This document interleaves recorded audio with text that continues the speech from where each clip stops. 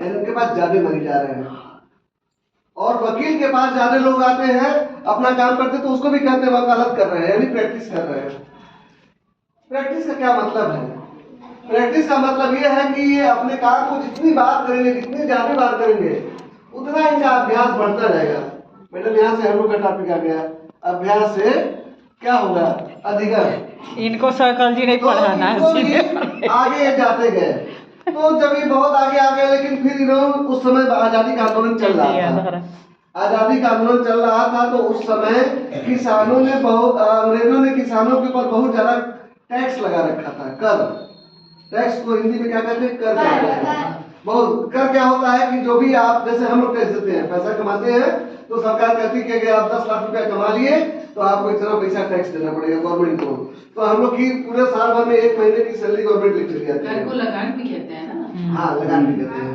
पहले उसको लगान ही कहते थे।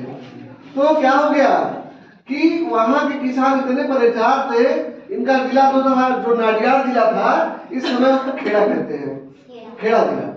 तो खेड़ा में इन्होंने किसानों को इकट्ठा किया, क्योंकि इनमें नेतृत्व की क्षमता बचपन से ही थी। और इन्होंने कहा कि नहीं, हम कर ही नहीं देंगे, अंग्रेजों को टैक्स नहीं देंगे।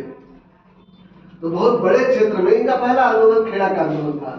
बहुत बड़े क्षेत्र में इन्होंने क्या किया कि किसानों को संगठित किया, और संगठित करने के बाद कहा कि नहीं, एक सूर में सभी लोग कहेंगे कि हम किसानों को, अंग्रेजों को टैक्स नहीं देंगे, क्योंकि हमारी फसल उतनी हो नहीं रही है तो हम टैक्स नहीं देंगे। क्योंकि वहाँ अकाल भी बहुत ज्यादा पड़ता है, वहाँ रेगिस्तान भी है। आप लोग पढ़ भी चुके हैं कि भारत के दक्षिण पश्चिम में, उत्तर पश्चिम में रेगिस्तानी भाग है, अरावली पर्वत से आगे।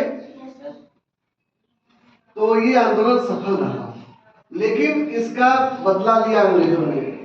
बदला अंग्रेजों ने ये लिया कि जो लोग टैक्स नहीं दिए उनको जेल में डालने लगे। तो आंदोलन बढ़ता गया। इसके बाद ये धीरे धीरे गांधी जी ने भी सत्याग्रह आंदोलन कर रखा था। और बारडोली जगह है, बारडोली में इन्होंने फिर से 1920 या 1928 में बारडोली के सत्याग्रह आंदोलन में इन्होंने किसानों का और उस क्षेत्र की जनता का नेतृत्व किया और बहुत ज्यादा सफल रहे।